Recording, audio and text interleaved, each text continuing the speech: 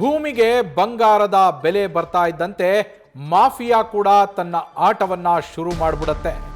ರೌಡಿಗಳ real estate ಮಾಫಿಯಾಕ್ಕೆ ಇಲ್ಲಿ ಬಲಿಯಾಗಿದ್ದು ಓರ್ವ ಅಮಾಯಕ ರೈತ. ಏಜೆಂಟರು ಹೆಣೆದ ಬಲೆಗೆ ಬಿದ್ದ ಅಮಾಯಕ ರೈತ ಕುಟುಂಬ. ಆ ರೈತ ಕುಟುಂಬದ ಕಣ್ಣೀರ ಕಥೆ ಇದು.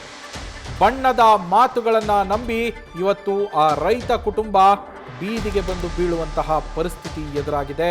ಕೋಟ್ಯಂತರ ರೂಪಾಯಿಯ ಪಂಗನಾಮವನ್ನ ಈ ರಿಯಲ್ ಎಸ್ಟೇಟ್ ಮಾಫಿಯಾ ಏನಿದೆ, ಈ ಮಾಫಿಯಾದ ಕಿಲಾಡಿಗಳು ಆ ರೈತ ಕುಟುಂಬಕ್ಕೆ ಹಾಕಿರುವಂಥದ್ದು ಕೋಟ್ಯಂತರ ರೂಪಾಯಿಯ ಪಂಗನಾಮ. ವೈಟ್ ಕಾಲರ್ ರೌಡಿಗಳ ಅಟ್ಟಹಾಸಕ್ಕೆ ಇವತ್ತು ಕುಟುಂಬ ಕಂಗಾಲಾಗಿ ಹೋಗಿರುವಂಥದ್ದು. ಒಂದಿಡೀ ಕುಟುಂಬ ತನ್ನ ಕಷ್ಟಕ್ಕೆ ಆಗತ್ತೆ ಅಂತ ಇಟ್ಟುಕೊಂಡಿದ್ದಂತಹ ಭೂಮಿಯನ್ನ ಮಾರೋದಕ್ಕೆ ಅಂತ ಮುಂದಾಗಿ ಇವತ್ತು ಪಡಬಾರದ ಕಷ್ಟಗಳನ್ನು ಪಡುವಂತಹ ಪರಿಸ್ಥಿತಿ ಎದುರಾಗಿರುವಂಥದ್ದು. ಈ ಘಟನೆ ಹುಬ್ಬಳ್ಳಿಯಲ್ಲಿ ನಡೆದಿರುವಂಥದ್ದು. ವೈಟ್ ಕಾಲರ್ ರೌಡಿಗಳ ಅಟ್ಟಹಾಸಕ್ಕೆ ಇಡೀ ಕುಟುಂಬವೇ ಕಂಗಾಲಾಗಿ ಹೋಗಿದೆ. ಇವತ್ತು ಏನು ಮಾಡಬೇಕು ಅಂತ ದಿಕ್ಕು ತೋಚದಂತಹ ಪರಿಸ್ಥಿತಿ. ಭೂಮಿಗೆ ಬಂಗಾರದ ಬೆಲೆ ಬರ್ತಾ ಇದ್ದಂತೆ ಇಲ್ಲಿ ರಿಯಲ್ ಎಸ್ಟೇಟ್ನ ಕುಳಗಳು, ರಿಯಲ್ ಎಸ್ಟೇಟ್ ಹೆಸರಲ್ಲಿಯ ಭೂನುಂಗಣ್ಣರು, ಇವುಗಳು ಇರುವೆಗಳ ರೀತಿಯಲ್ಲಿ ಮುತ್ತುಕೊಂಡು ತಂತ್ರಗಳನ್ನು ಹೆಣೆದು ತಮ್ಮ ಕೆಡ್ಡಾಗೆ ಕೆಡವಿ ಒಂದು ಇಡೀ ಕುಟುಂಬ ಇವತ್ತು ಬೀದಿಗೆ ಬಂದು ಕಣ್ಣೀರು ಸುರಿಸುವಂತಹ ಪರಿಸ್ಥಿತಿ ಎದುರಾಗಿದೆ. ಏಜೆಂಟರು ಹೆಣೆದ ಬಲೆಗೆ ಬಿದ್ದಂತಹ ಅಮಾಯಕ ರೈತ ಕುಟುಂಬ ರೌಡಿಗಳ ರಿಯಲ್ ಎಸ್ಟೇಟ್ ಮಾಫಿಯಾಕ್ಕೆ ಇವತ್ತು ಬಲಿಯಾಗಿರುವಂಥದ್ದು. ಕೋಟ್ಯಂತರ ರೂಪಾಯಿಯ ಭೂಮಿ ಅದು. ಆ ಕೋಟ್ಯಂತರ ರೂಪಾಯಿಯ ಭೂಮಿಯಲ್ಲಿ ಇವ್ರ ಕೈಗೆ ಏನು ಸಿಕ್ಕಿದೆ? ಪಂಗನಾಮ ಹಾಕೋಗಿದ್ದಾರೆ. ಕೋಟ್ಯಂತರ ರೂಪಾಯಿ ಪಂಗನಾಮವನ್ನು ಹಾಕೋಗಿರುವಂಥದ್ದು ರೈತ ಕುಟುಂಬಕ್ಕೆ. ಆ ರೈತ ಕುಟುಂಬದ ಹೆಸರಲ್ಲಿದ್ದಂತಹ ಜಮೀನನ್ನ ಮಾರುವ ವಿಚಾರಕ್ಕೆ ಹುಬ್ಬಳ್ಳಿಯ ಬಿಡ್ನಾಳ ಗ್ರಾಮದ ರೈತ ಮೋಹನ್ ನಂದಿಹಳ್ಳಿ ಅನ್ನೋರು, ಆ ಮೋಹನ್ ನಂದಿಹಳ್ಳಿ ಅವರದು ಅವಿಭಕ್ತ ಕುಟುಂಬ. ಆ ಕುಟುಂಬದ ಮುಖ್ಯಸ್ಥರು ಈ ಮೋಹನ್ ನಂದಿಹಳ್ಳಿಯವರು. ಮೋಹನ್ ನಂದಿಹಳ್ಳಿಗೆ ಮೂಕ ಹಾಗೆ ಕಿವುಡ ಮಕ್ಕಳು ಇರುವಂಥದ್ದು. ಅವರಿಗೆ ಹೆಣ್ಣು ಮಕ್ಕಳು, ಇಬ್ಬರೂ ಹೆಣ್ಣು ಮಕ್ಕಳಿಗೂ ಅವರಿಗೆ ಸಮಸ್ಯೆ ಇದೆ. ಅವರು ವಿಶೇಷ ಚೇತನರು, ಮೂಗ ಕಿವುಡ ಮಕ್ಕಳು. ಬಡತನದಲ್ಲಿರೋ ಕುಟುಂಬ ಜಮೀನು ಮಾರೋದಕ್ಕೆ ಅಂತ ಮುಂದಾಗಿರುತ್ತೆ. ಜಮೀನು ಮಾರೋದಕ್ಕೆ ಅಂತ ಮುಂದಾದವಾಗ ಮೋಹನ್ ನಂದಿಹಳ್ಳಿಯವರ ಕುಟುಂಬ, ಅವರಿಗೆ ಅದು ಪಿತ್ರಾರ್ಜಿತವಾಗಿ ಬಂದಂತಹ ಕೃಷಿ ಜಮೀನನ್ನು ಮಾರಾಟಕ್ಕೆ ಅವರು ಪ್ಲ್ಯಾನ್ ಮಾಡುವಂಥದ್ದು. ಹುಬ್ಬಳ್ಳಿಗೆ ಹೊಂದಿಕೊಂಡಿರುವಂತಹ ಬಿಡ್ನಾಳ ಗ್ರಾಮದಲ್ಲಿ ಇವರ ಜಮೀನಿರೋದು. ಬಿಡ್ನಾಳ ಗ್ರಾಮದವರೇ ಮೋಹನ್ ನಂದಿಹಳ್ಳಿ. ಹುಬ್ಬಳ್ಳಿಗೆ ಹೊಂದಿಕೊಂಡಂತೆ ಇರೋದರಿಂದಾಗಿ ಆ ಜಮೀನು, ಅಲ್ಲಿಯ ಭೂಮಿಗೆ ಸಿಕ್ಕಾಪಟ್ಟೆ ಡಿಮ್ಯಾಂಡ್ ಇದೆ, ಬಂಗಾರದ ಬೆಲೆ.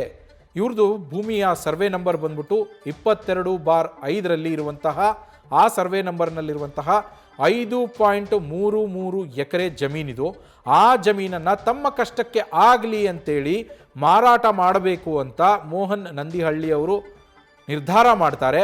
ಅವರು ಯಾವಾಗ ನಾನು ಭೂಮಿಯನ್ನು ಮಾರಬೇಕು ಅಂತ ಡಿಸೈಡ್ ಮಾಡ್ತಾರೋ ಅಕ್ಕಪಕ್ಕದವರಿಗೆ ಹೇಳೋದು ಸಹಜ. ಇದು ಈ ವಿಚಾರ ರಿಯಲ್ ಎಸ್ಟೇಟ್ ಏಜೆಂಟ್ಗಳೇನಿದ್ದಾರೆ ಅವರ ಕಿವಿಗೆ ಬೀಳತ್ತೆ. ಅವರು ನಾವು ನಿಮ್ಮ ಭೂಮಿಯನ್ನು ಮಾರಿಸ್ಕೊಡ್ತೀವಿ, ಯೋಚನೆ ಮಾಡಬೇಡಿ ಮೋಹನ್ ಅವರೇ ಅಂತೇಳಿ ಇವ್ರ ಮನೆಯಲ್ಲಿ ಬಂದು ಕೂತ್ಕೊಂಡು ಇವರಿಗೆ ಕಥೆಯನ್ನು ಹೇಳ್ತಾರೆ.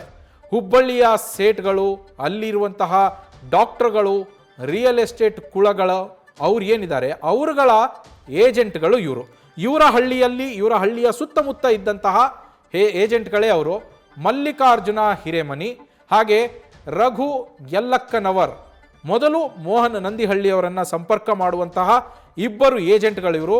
ನಿಮ್ಮ ಜಮೀನು ಬಿಡ್ನಳ್ಳಿಯಲ್ಲಿದೆ, ಬಿಡ್ನಳ್ಳಿ ಹುಬ್ಬಳ್ಳಿಗೆ ಹೊಂದಿಕೊಂಡಿದೆ, ಇವತ್ತು ಇದಕ್ಕೆ ಬಂಗಾರದಂಥ ಬೆಲೆ ಬಂದ್ಬಿಟ್ಟಿದೆ, ಆಕಾಶಕ್ಕೆ ರೇಟ್ ಏರ್ತಾ ಇದೆ, ಯೋಚನೆ ಮಾಡಬೇಡಿ, ನಿಮ್ಮ ಬಡತನ ಇವತ್ತು ಮುಗಿದೋಯ್ತು ಅಂದ್ಕೊಳ್ಳಿ ಅಂತೇಳಿ ಇವರು ಅದ್ರಿಗೆ ಕೂತ್ಕೊಂಡು ನಿಮ್ಮ ಭೂಮಿಯನ್ನು ಒಳ್ಳೆ ರೇಟಿಗೆ ನಾವು ಮಾರಾಟ ಮಾಡಿಸ್ಕೊಡ್ತೀವಿ ಅಂತ ಇವರನ್ನು ನಂಬಿಸಿದ್ದಾರೆ, ಇವರಿಗೆ ಹೇಳಿದ್ದಾರೆ. ಇವರು ಕೂಡ ನಮಗೆ ಒಳ್ಳೆ ರೇಟ್ ಸಿಗತ್ತಲ್ಲ ಅಂತೇಳಿ ಆಯಿತು ಅಂತಾರೆ. ಅದಾದ ಮೇಲೆ ಮತ್ತಿಬ್ಬರು ಎಂಟ್ರಿ ಆಗ್ತಾರೆ. ಅವರು ಕೂಡ ಏಜೆಂಟ್ರೇ, ರುದ್ರಪ್ಪ ಮುದ್ದಣ್ಣವರ ಹಾಗೆ ರಾಜು ಗದಗ. ಮೊದಲಿಗಿಬ್ಬರು ಮಲ್ಲಿಕಾರ್ಜುನ್ ಮತ್ತು ರಘು ಎಂಟ್ರಿ ಆಗ್ತಾರೆ. ಅದಾದ ಮೇಲೆ ರುದ್ರಪ್ಪ ಹಾಗೆ ರಾಜು ಗದಗ ಇವರಿಬ್ಬರು ಎಂಟ್ರಿ ಆಗ್ತಾರೆ. ಅಲ್ಲಿಗೆ ಮೊದಲಿದ್ದ ಏಜೆಂಟ್ಗಳ ಜೊತೆ ಇನ್ನಿಬ್ಬರು ಏಜೆಂಟ್ಗಳು ಸೇರಿಕೊಂಡು ಒಟ್ಟು 4 ಜನ ಏಜೆಂಟ್ಗಳು. ಈ ಏಜೆಂಟ್ಗಳು ಇವರನ್ನು ಹುಡುಕೊಂಡು ಬರ್ತಾರೆ. ಈ ಏಜೆಂಟ್ಗಳಿಗೆ ಯಾವಾಗ ಇಂಥದ್ದೊಂದು ಭೂಮಿ ಇದೆ ಮಾರಿಸ್ತೀವಿ ಅಂತೇಳಿ ಇವ್ರುಗಳು ಬಂದು ಮೋಹನ್ ನಂದಿಹಳ್ಳಿ ಅವ್ರಿಗೆ ಹೇಳ್ತಾರೋ, ಅದಾದ ಮೇಲೆ ಏಜೆಂಟ್ಗಳಿಗೆ ಅವ್ರು ಒಪ್ಪಿಗೆ ಕೊಟ್ಟ ಮೇಲೆ ಏಜೆಂಟ್ಗಳು ಅವರು ತಮ್ಮ ಸರ್ಕಲಲ್ಲಿ ಇಂಥದ್ದೊಂದು ಭೂಮಿ ಇದೆ ಮಾರಾಟಕ್ಕೆ ನೋಡಿ ನಿಮಗೆ ಇಂಟ್ರೆಸ್ಟ್ ಇರೋಂಥವ್ರು ಅಂತೇಳಿ ಏನು ನ್ಯೂಸನ್ನು ಸರ್ಕ್ಯುಲೇಟ್ ಮಾಡಿರ್ತಾರೆ, ಆ 4 ಜನ ಏಜೆಂಟ್ಗಳು ಅವರನ್ನು ಹುಡುಕಿಕೊಂಡು ಇನ್ನೊಂದಿಬ್ಬರು ಪ್ರಳಯಾಂತಕರು ಬರ್ತಾರೆ. ಇವರು ಸಾಮಾನ್ಯದವರಲ್ಲ, ಪ್ರಳಯಾಂತಕರು ಇವರು. ಮೊಹಮ್ಮದ್ ರಫೀಕ್ ಕಮಲಾಪುರ್ ಹಾಗೆ ಶಿವಪ್ಪ ಅಲಿಯಾಸ್ ಸುನೀಲ್ ಜಾಳಿಹಾಳ ಅನ್ನೋರು. ಇವ್ರುಗಳು ಕೂಡ ಏಜೆಂಟ್ರೇ ಒಂದು ರೀತಿಯಲ್ಲಿ. ಆ 4 ಜನ ಹಳ್ಳಿಯ ಏಜೆಂಟ್ಗಳೇನಿದ್ರು ಅವರನ್ನು ಹುಡುಕಿಕೊಂಡು ಬಂದಂತಹ ಪ್ರಳಯಾಂತಕರು ಇವರಿಬ್ಬರು, ಮೊಹಮ್ಮದ್ ರಫೀಕ್ ಕಮಲಾಪುರ ಹಾಗೆ ಶಿವಪ್ಪ ಅಲಿಯಾಸ್ ಸುನೀಲ್. ಏಜೆಂಟ್ರು ಇವರಿಬ್ಬರನ್ನ, ಈ ಮೊಹಮ್ಮದ್ ರಫೀಕ್ ಮತ್ತು ಶಿವಪ್ಪ ಏನಿದ್ದಾರೆ ಆ ಇಬ್ಬರನ್ನ ಈ ಹಳ್ಳಿಯ 4 ಜನ ಏಜೆಂಟ್ಗಳೇನಿದ್ರಲ್ಲ ಅವ್ರುಗಳು ಮೋಹನ್ ನಂದಿಹಳ್ಳಿ ಅವರಿಗೆ ಪರಿಚಯ ಮಾಡಿಸ್ಕೊಡ್ತಾರೆ. ಫಸ್ಟ್ಗೆ ನೋಡಿ ಇವ್ರು ಬಂದಿದ್ದಾರೆ, ಹಿಂಗೆ ನಿಮ್ಮ ಭೂಮಿ ಮೇಲೆ ಇಂಟ್ರೆಸ್ಟ್ ಇದೆಯಂತೆ ನೋಡಿ ಅಂತೇಳಿ. ಆಗ ಅವರಿಬ್ಬರು ಒಂದು ಕತೆ ಕಟ್ತಾರೆ. ಮೊಹಮ್ಮದ್ ರಫೀಕ್ ಕಮಲಾಪುರ ಮತ್ತು ಶಿವಪ್ಪ ಅಂತೇಳಿ ಏನಿದ್ದಾರೆ ಅವರಿಬ್ಬರು ಮೋಹನ್ ನಂದಿಹಳ್ಳಿಯವ್ರ ಹತ್ರ ಒಂದು ಅದ್ಭುತವಾದಂಥ ಕಥೆಯನ್ನು ಹೆಣಿತಾರೆ. ಅದು ಯಾವ ರೇಂಜಿಗೆ ಆಕಾಶಕ್ಕೆ ನಿಚ್ಚಣಿಕೆ ಹಾಕ್ತಾರೆ ಇವರು ಅಂದರೆ, ಯಾರಿಗೂ ಸಿಗದೇ ಇರೋ ರೇಟನ್ನು ನಿಮಗೆ ಕೊಡಿಸ್ತೀವಿ. ಹೆಂಗೆ ಅಂದರೆ 1 ಎಕರೆಗೆ ಬರೋಬ್ಬರಿ 1.92 ಕೋಟಿ ರೂಪಾಯಿ ಎಕರೆಗೆ ಮಾರಿಸ್ಕೊಡ್ತೀವಿ ನಿಮಗೆ ಅಂತೇಳಿ. ಅಂದರೆ ಇವ್ರದ್ದಿದ್ದು 5.33 ಎಕರೆ, ಟೋಟಲ್ ಆಗಿ ನಿಮಗೆ 11,53,00,000 ರೂಪಾಯಿಗೆ ಈ ಭೂಮಿಯನ್ನು ಮಾರಿಸ್ಕೊಡ್ತೀವಿ ಅಂತೇಳಿ ಇವರಿಬ್ಬರು ಮೋಹನ್ ನಂದಿಹಳ್ಳಿಯವ್ರ ಹತ್ರ ಕತೆ ಕಟ್ತಾರೆ. ಜೊತೆಗೆ ಆ ಏಜೆಂಟ್ಗಳೇನಿದ್ರು ಅವ್ರಿಗೂ ಕೂಡ ನೀವೇನು ಯೋಚನೆ ಮಾಡಬೇಡ್ರಣ, ನಿಮಗೆ ಲಕ್ಷ ಲಕ್ಷ ಕಮಿಷನ್ ಕೊಡ್ತೀವಿ ಅಂತ ಹೇಳ್ತಾರೆ. ಅದನ್ನು ನೋಡಿ ಹಳ್ಳಕ್ಕೆ ಬಿದ್ದಿರೋದು ಇವರು.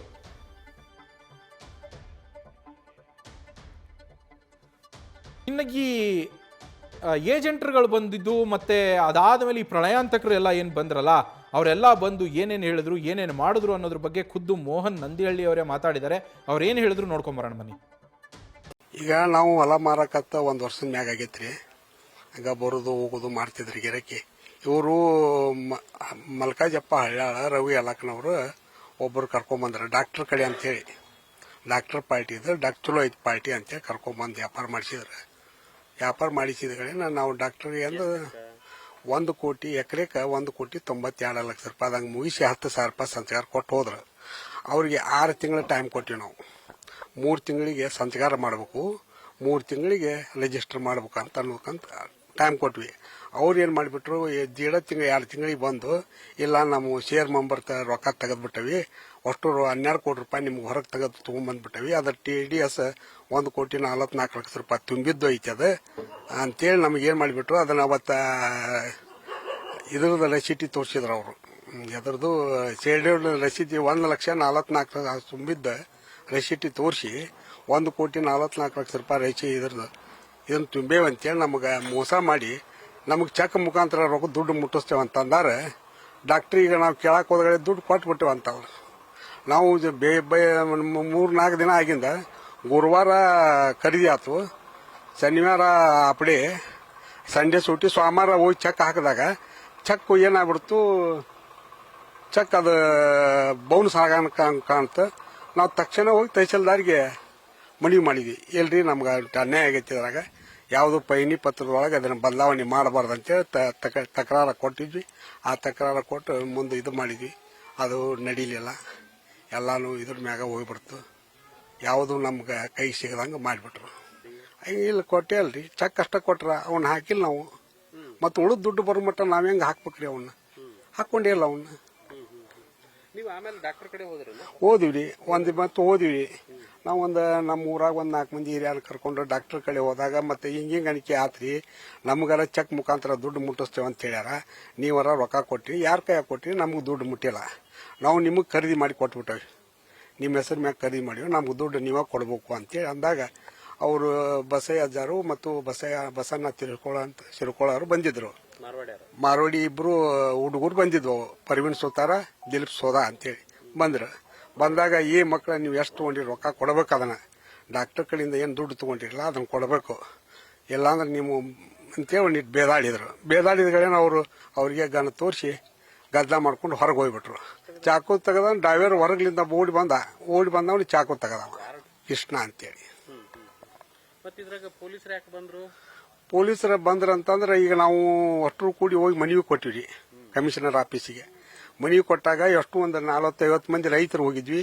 ಹೋದಾಗ ಮನವಿ ಕೊಟ್ವಿ, ಹಿಂಗೆ ಅನ್ಯಾಯ ಆಗೈತ್ರಿ ನಮ್ಗೆ ಏನಾರ ಮಾಡಿ ಅಂದಾಗ ಬಸವರಾಜ ಬೊಮ್ಮಾಯಿ ಅವ್ರ ಕಡೆ ಹೋಗಿದ್ವಿ.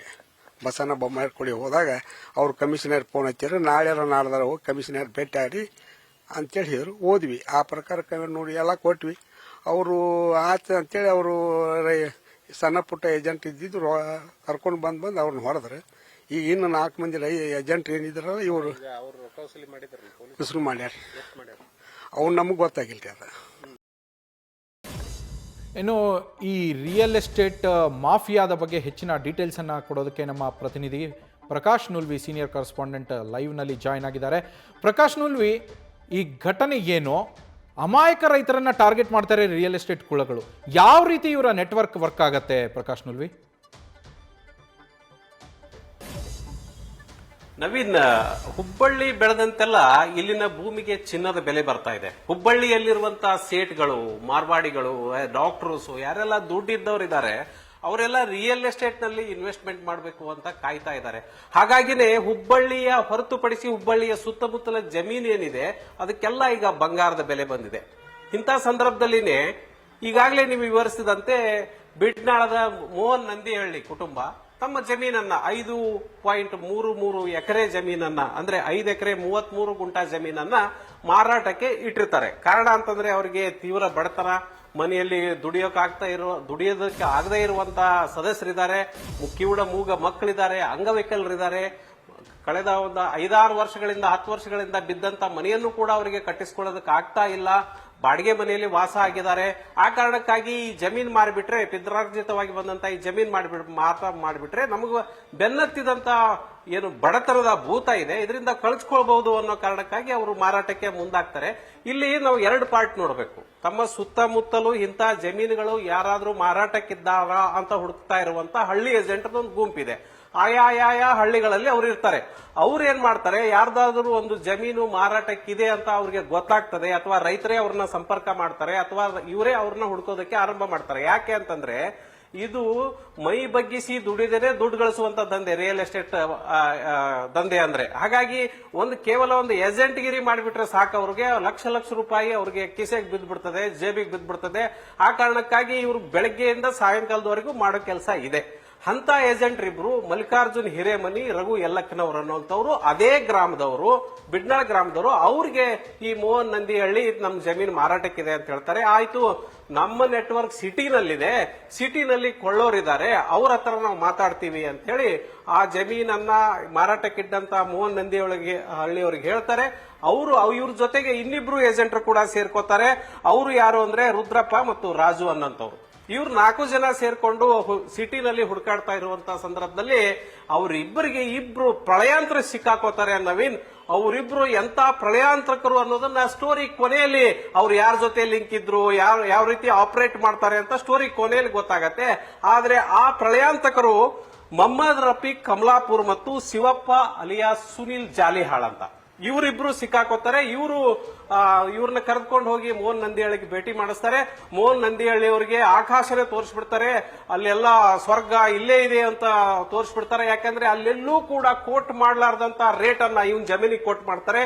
ನೀವು ಈಗಾಗಲೇ ಹೇಳದಂತೆ 1,92,00,000 ಪರ್ ಎಕರ್ ಕೊಡ್ತೀವಿ ಅಂತ ಹೇಳ್ತಾರೆ. ಇದರಿಂದ ಮೋಹನ್ ನಂದಿಹಳ್ಳಿ ಹಿಗ್ಗಿ ಹಿರೇಕಾಯಿ ಆಗ್ತಾರೆ. ನಮ್ಮ ಬಡತನ ಎಲ್ಲ ಹೋಯ್ತು, ಇನ್ಮೇಲೆ ಏನಿದ್ರು ನಾವು ಶ್ರೀಮಂತರು ಅನ್ನುವಂತ ಫೀಲಿಂಗ್ ನಲ್ಲಿ ಇರ್ತಾರೆ. ಇದೇ ಸಂದರ್ಭದಲ್ಲಿನೇ ಇವರಿಂದ 10,000 ರೂಪಾಯಿ ಅಡ್ವಾನ್ಸ್ ಕೊಟ್ಟು ಇವರಿಗೆ ನಾವೇ ನಿಮ್ ಜಮೀನು ಖರೀದಿ ಮಾಡಿದೀವಿ ಅಂತ ತಿಳ್ಕೊರಿ, ನಾಳೆ ಮುಂದೆ ಇದಕ್ಕೆ ಕೊಳ್ಳೋ ಮಾಲೀಕರು ಸಿಕ್ಕಾಗ ಇದೇ ರೇಟ್ ಅನ್ನ ಕೊಡಿಸ್ತೀವಿ ನಿಮಗೆ ಅಂತೇಳಿ ಅವನಿಗೆ 10,000 ರೂಪಾಯಿ ಅಡ್ವಾನ್ಸ್ ಕೊಟ್ಟು ಒಂದು ಆಪ್ಸಾತ್ ಅಗ್ರಿಮೆಂಟ್ ಅಂತಾರೆ, ಅದಕ್ಕೆ ಆಪ್ಸಾತ್ ಅಗ್ರಿಮೆಂಟ್ ಮಾಡ್ಕೋತಾರೆ. ಮೋಹನ್ ನಂದಿಹಳ್ಳಿ ಕೂಡ ಇನ್ಮೇಲೆ ಸಂಪರ್ಕದಲ್ಲಿ